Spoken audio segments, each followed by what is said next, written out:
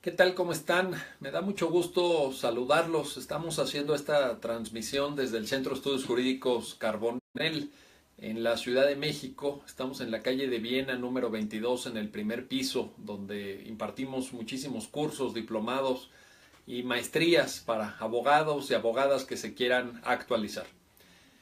El día de hoy quiero aprovechar unos minutos de su tiempo, agradeciéndoles desde luego el favor de su atención, para hablar de una de las grandes novedades jurídicas en lo que va del año 2017, una novedad jurídica con un enorme potencial de cambio, con un enorme potencial transformador, si es que es bien aplicada y bien conocida, que tiene que ver con la llamada reforma al Sistema Nacional Anticorrupción. El Sistema Nacional Anticorrupción se incorpora en sus líneas generales en la Constitución, por ejemplo en el artículo 113 y otros, pero el 18 de julio del año 2016 se publica en el Diario Oficial de la Federación una serie de leyes nuevas, reformas a códigos, a la Ley Orgánica de la Administración Pública Federal, al Código Penal Federal en materia de combate a la corrupción, una nueva ley general del Sistema Nacional Anticorrupción, una nueva ley general completamente nueva de responsabilidades administrativas, una nueva ley completamente nueva, ley orgánica del Tribunal Federal de Justicia Administrativa, en fin, legislación novedosa en materia de revisión de cuenta pública también. Creo yo que tenemos pues un conjunto de normatividades, un conjunto de nuevas normas que vale la pena tomar en cuenta. ¿Por qué? Porque es importante que nosotros como abogadas, como abogados nos asomemos a esta trascendente reforma anticorrupción. En primer lugar, porque yo creo que estaremos, pienso todos de acuerdo en que la sociedad ya está verdaderamente harta de la corrupción de los políticos, de la corrupción de los partidos políticos, de los malos manejos de recursos públicos, etcétera, etcétera, y hay un verdadero hartazgo social y hay una demanda, una exigencia muy puntual de rendición de cuentas. En segundo lugar, porque las reglas del juego cambiaron y en la era de Internet las formas de poner atención a lo que hacen nuestros gobernantes, de dirigir la mirada pública, el escrutinio ciudadano hacia el quehacer gubernamental es más intenso, se puede grabar desde un teléfono celular, se puede llevar a cabo una vigilancia a través de las redes sociales mucho más intensa, y esto también ha cambiado las reglas.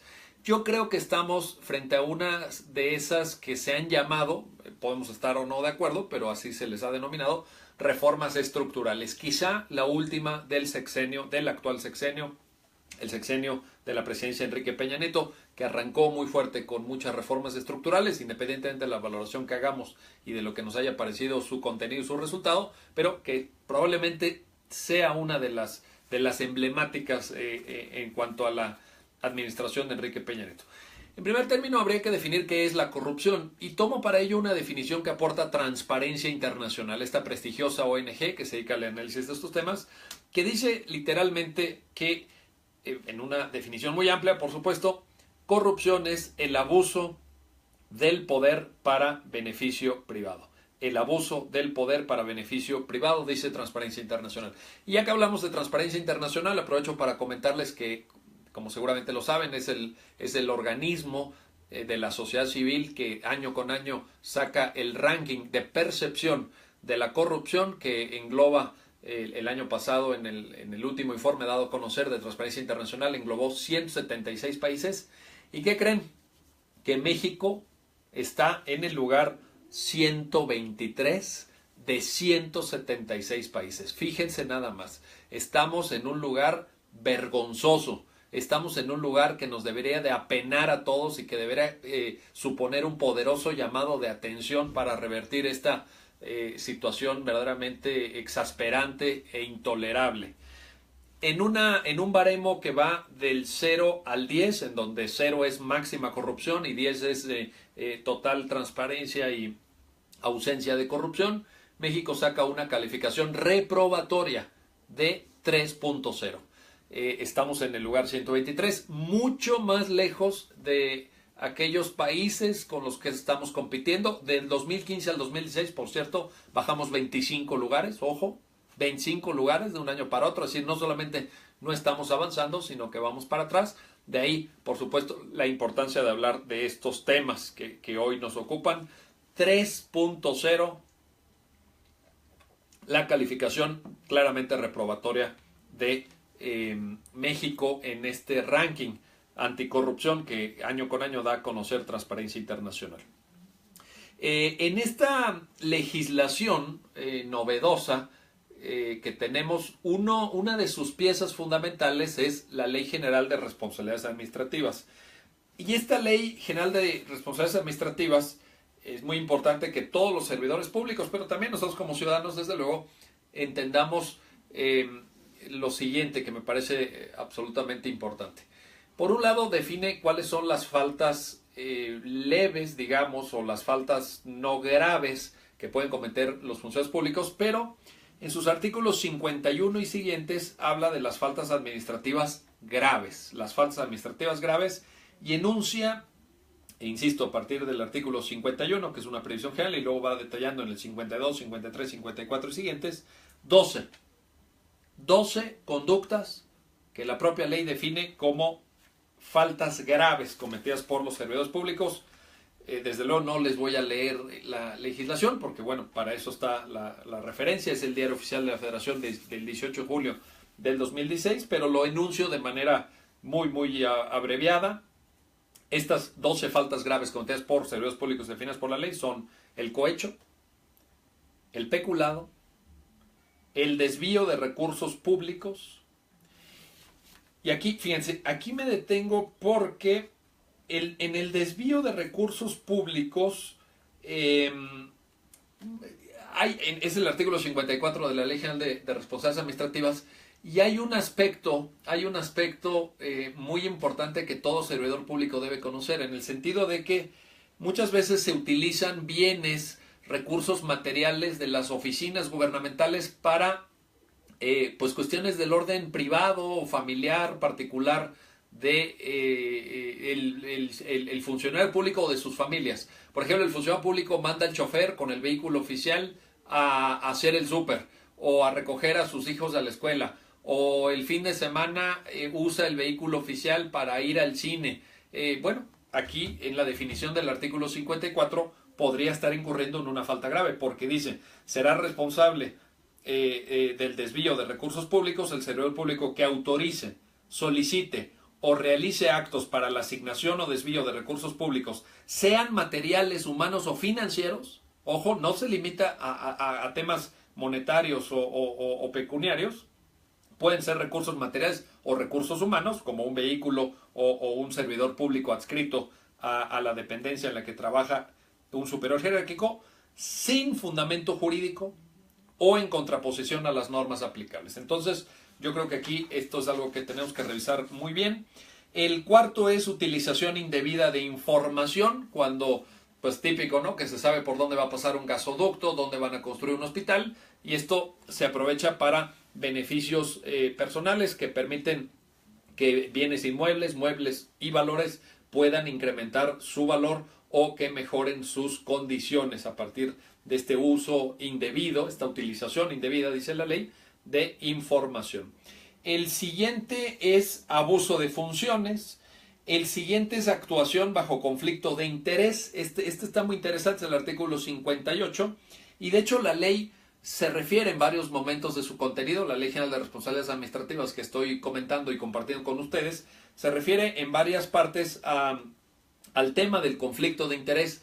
Como consecuencia, creo yo, esa es mi lectura del contenido legislativo, como consecuencia de esa información que tanto molestó a la ciudadanía y que generó tantos debates y tantas olas mediáticas, que se refiere a la Casa Blanca de Enrique Peña Nieto. Esta información sobre la vivienda particular del presidente y de su señora esposa a un precio que muchos de nosotros estimamos que está muy por encima de los ingresos de ambos personajes. Pero bueno, ahí se dio la explicación y supuestamente fue fiscalizado, en fin, con los resultados que ustedes ya conocen. No quiero comentar más sobre esto.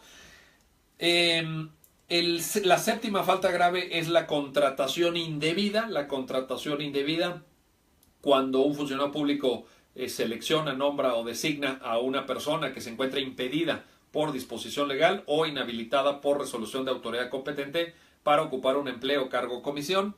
El enriquecimiento oculto, también se refiere al artículo 60 de la ley, que es cuando el funcionario público no declara, no incluye bienes o valores de los que es propietario él o sus familiares directos en la declaración patrimonial. Es decir, hace una declaración patrimonial parcial, hace una bueno, hemos visto ejemplos recientes, ¿verdad? Incluso en partidos políticos de distinto signo, en donde de repente al funcionario se le olvida incluir un bien inmueble, se le olvida incluir ciertas cuestiones de las que es propietario él o su familia. Entonces, enriquecimiento oculto o bien ocultamiento del conflicto de interés en el artículo 60. La novena falta grave cometida por servidores públicos definida por la ley es el tráfico de influencias. La 10ª es el encubrimiento, entendido como el caso de aquel servidor público que en el ejercicio de sus funciones llega a advertir actos u omisiones que pueden constituir faltas administrativas y, sin embargo, realiza alguna conducta para ocultarlas. La 11ª y penúltima falta grave que señala la ley es el desacato y, finalmente, la obstrucción de justicia. Ahora, en una visión, creo yo, muy alentadora y positiva, la ley se refiere también a actos que quedan comprendidos dentro del funcionamiento del Sistema Nacional Anticorrupción y que nos deben de interesar, ojo, cometidos por particulares, porque, y esto a mí me parece que es un acierto legislativo, no podemos pensar que la corrupción está solo del lado de la autoridad, no podemos pensar que la corrupción atañe única y exclusivamente al sector público. Los particulares participan. Para que haya alguien que recibe dinero o que reciba una ventaja, tiene que haber alguien que extienda la mano. Esto es muy obvio y sabido por todos. Y en ese sentido, la Ley General de Responsabilidades Administrativas señala 8 actos de particulares que estarían siendo tipificados para efecto de las sanciones establecidas por la propia ley. Las enuncio rápidamente para no alargar demasiado esta transmisión. Soborno, participación ilícita en procedimientos administrativos, tráfico de influencias, utilización de información falsa, obstrucción de facultades de investigación, colusión, ojo con colusión, me interesa mucho colusión, que está en el artículo 70 de la ley, porque implica que uno o más sujetos participan en contrataciones públicas realizando acciones que artificialmente elevan el precio de bienes y servicios que le prestan al Estado. Entonces se ponen de acuerdo, participan en una licitación o incluso en una asignación, en una invitación restringida a 3 proveedores y elevan artificialmente los precios de un bien o los precios de un servicio. Esto también hay que verlo y está previsto en la ley. La 7ª y penúltima es el uso indebido de recursos públicos y finalmente la 8ª, contratación indebida. Aquí en contratación indebida se da un supuesto muy interesante previsto por la ley, porque se trata de cuando una empresa contrata a un ex servidor público durante el año en el año siguiente al cual cesó en su tarea como servidor público, pero que manejó información privilegiada. Entonces la ley da una ventanita de un año para que no exista esta llamada puerta giratoria, donde funcionarios que tuvieron información privilegiada se pasan a la empresa privada con muchísimas prestaciones y sueldos altísimos y le proveen a la empresa de esta información privilegiada obtenida en el cargo público. Aquí hay en el artículo 72 de la ley está el supuesto de contratación indebida, que me pareció muy interesante. Bueno, ahora, para ir terminando, para ir cerrando esta transmisión y agradeciendo nuevamente el favor de su atención, estamos transmitiendo desde el Centro de Estudios Jurídicos Carbonell, mencionar algunas cositas. En el artículo 7º de la ley, si me están escuchando algunos funcionarios públicos, les pido que lo revisen, están las directrices, así lo llama la ley, las directrices de la actuación de los servidores públicos, que son la legalidad, es decir, su apego siempre a derecho, a las normas jurídicas, la imparcialidad, que no tomen partido en favor de intereses propios o de intereses ajenos, sino que traten todos los asuntos de manera absolutamente imparcial, el interés público, cuando uno es funcionario público, servidor público, tiene que satisfacer el interés público y no intereses privados, sean propios, sean ajenos. La igualdad de trato, que todos los ciudadanos, que todas las personas que accedan o que se acerquen a un funcionario reciban un trato igual y no haya privilegios, no haya de que pásate por la ventanilla VIP o tú no te formes o pongo tu expediente hasta arriba, cosas que infortunadamente suceden todos los días. Esto desde luego hay que evitarlo en términos del artículo 7. La vocación, la cultura de servicio, el manejo adecuado de recursos, el respeto a los derechos humanos que se han vuelto un estándar transversal a toda actuación administrativa, legislativa y jurisdiccional. Este es un tema fundamental aquí en el centro. Por obvias razones nos interesa mucho toda la temática alrededor de los derechos humanos. Y finalmente la vocación. Y es muy importante, la vocación no es algo superfluo, no es algo retórico, porque a quien no le guste ser servidor público, que renuncie. No tienen por qué estar ahí. Hay muchas oportunidades en la iniciativa privada, hay muchas cosas que hacer en el sector de la empresa privada, del emprendedurismo, como ahora se dice. Entonces, pues que no estén ahí. Y quienes estén ahí, que disfruten esa vocación, que ejerzan esa vocación de servicio público. Algunas cositas a modo de conclusión. Debe hacerse, ordena la ley en el artículo 15, un diagnóstico en cada dependencia para identificar focos amarillos, focos rojos, para ver cosas que pudieran estar ahí un poquito pues llamando la atención o que supongan riesgos en términos de falta de transparencia, de falta de rendición de cuentas y den oportunidades a la corrupción. Me parece que es importantísimo este artículo 15, porque a partir del diagnóstico podremos saber mejor cómo podemos convertir en una realidad cotidiana los mandatos del Sistema Nacional Anticorrupción.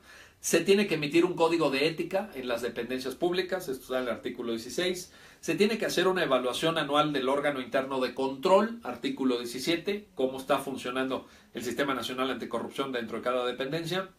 Se tienen que establecer mecanismos de coordinación, porque el sistema, fíjense, el sistema se llama Sistema Nacional Anticorrupción, y precisamente en la lógica de lo nacional implica que no es un sistema ni propiamente federal, ni propiamente estatal o municipal, sino que se tienen que coordinar todos los niveles de gobierno a efecto de llevar adelante los mandatos establecidos legalmente. Y luego una cosa muy buena, muy buena, que es que la ley prevé denuncias anónimas enviadas por medios electrónicos en contra de presuntos actos de corrupción. Es decir, esto va a permitir que la gente de adentro, el llamado fuego amigo que todos conocemos y que muchos han sufrido y padecido, el llamado fuego amigo, pueda ser utilizado para estas denuncias anónimas hechas por internet, realizadas desde cualquier cibercafé, desde cualquier computadora, desde un teléfono celular, dispositivos móviles, etcétera, que permitan también poner en conocimiento de las autoridades que fiscalizan pues toda la aplicación de esta normatividad posibles conductas violatorias de la misma. Ahí esto está previsto. En cuanto a un último tema, dos últimos temas. La ley apuesta mucho, esta ley y el conjunto de normas del Sistema Nacional Anticorrupción apuestan mucho por la transparencia, y en ese sentido se ordena que todos los funcionarios públicos, el artículo 32 de la Ley General de Responsabilidades Administrativas, hagan una declaración patrimonial y una declaración de intereses para evitar precisamente aquello que nos referíamos, el tema del conflicto de interés. Conflicto de interés, el cual, por cierto, si quieren ver la definición, está definido, el conflicto de interés, en el artículo 3º, fracción 6ª de esta Ley General de Responsabilidades Administrativas, que me ha llevado todo este comentario que estoy compartiendo con ustedes. En el artículo 46, en el 3º está la definición, pero en el 46 está la obligación de que todos los funcionarios públicos presenten esta declaración de intereses. Y en el artículo 33 se prevé que los órganos internos de control o las auditorías de fiscalización, en su caso, podrán solicitar la declaración fiscal anual de aquellos funcionarios que, de acuerdo con el Código Fiscal de la Federación, tengan el deber de presentar una declaración anual porque tienen, por ejemplo, varias fuentes de ingreso. Esto es lo que prevé el Código. O bien la constancia de retención, de percepciones y retenciones, que es cuando el servidor público no tiene la obligación, porque no se da el supuesto legalmente establecido, de presentar su declaración anual de impuestos. Bueno, para terminar y despedirme, habrá una plataforma nacional anticorrupción que administrará el Secretariado Ejecutivo del Sistema Nacional Anticorrupción para subir toda la información de sanciones, inhabilitaciones, currículums, contrataciones, las declaraciones de intereses, las declaraciones fiscales, en su caso, todo estará aglutinado en una plataforma nacional digital anticorrupción. Y la última cosa, la última novedad, y esto lo apunto nada más porque quisiera que fuera un comentario para una posterior ocasión, porque nos daría lugar a muchas reflexiones, es que se da una judicialización, se lleva al ámbito de los tribunales de justicia administrativa la imposición de sanciones graves. Esto ya no queda a órganos internos de control o a la Secretaría de la Función Pública, etcétera, sino que se lleva a un proceso estrictamente judicial. Lo cual es una buena noticia para nosotros como abogados. Yo creo que lo que nosotros como abogados queremos y defendemos es el debido proceso legal, el derecho de acceso a la justicia, porque también, aunque hay bastante corrupción en el sector público, pues de repente también se hacen procedimientos por los llamados chivos expiatorios, personas que en realidad no violaron la ley, que están siendo falsamente acusadas, y nuestro deber como abogados naturalmente es defender a esas personas. Entonces creo que también ahí hay una oportunidad, pero lo dejo apuntado para una posterior ocasión, dado que esto sí requeriría una reflexión todavía amplia y el tiempo va corriendo. Les agradezco el favor de su atención, muchísimas gracias por su tiempo. Asómense a toda esta legislación, busquen el Diario Oficial de la Federación, esta edición vespertina, por cierto, publicada el 18 de julio del año 2016, que tiene muchísimas novedades. Los abogados tenemos que conocer este Sistema Nacional Anticorrupción, es muy importante, vienen muchísimas cuestiones muy complejas y creo que es una gran oportunidad, es una oportunidad para el país. Es una oportunidad para los servidores públicos, es una oportunidad para nosotros como abogados y ojalá que entre todos podamos hacer de México un país no sin corrupción, pero sí por lo menos con menores niveles a estos intolerables, verdaderamente insoportables niveles de corrupción que tenemos a todo lo largo y ancho de la República.